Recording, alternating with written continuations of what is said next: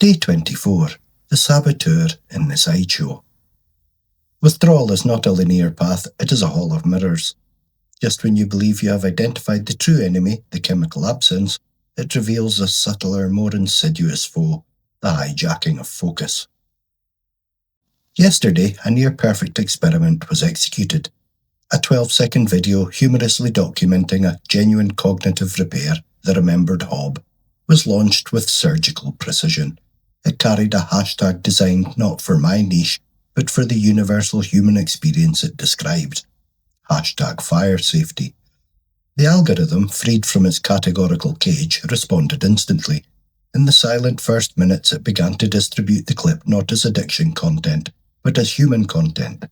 The metrics, when they finally updated, showed a surge, over 200 views in 15 minutes, with half the audience watching to the end.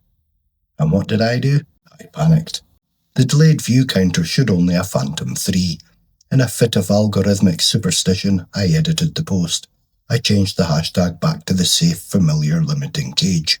The machine, confused by the mid-flight correction, halted distribution and sent the video to the wrong audience. Retention crashed. The experiment was aborted by its own conductor.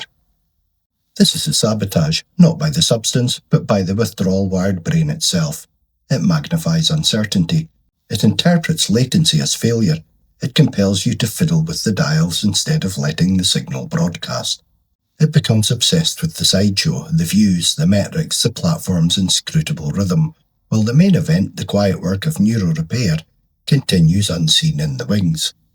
The lesson is not about social media, it is about sovereignty of attention. The scaffold's purpose is to hold the frame steady while the brain recalibrates. To log the data so you don't have to chase the gauge. To remind you that the main event is not the applause, but the ability to hear your own tune again, clearly enough in the shower to worry about its timing. The sideshow is loud, the repair is quiet.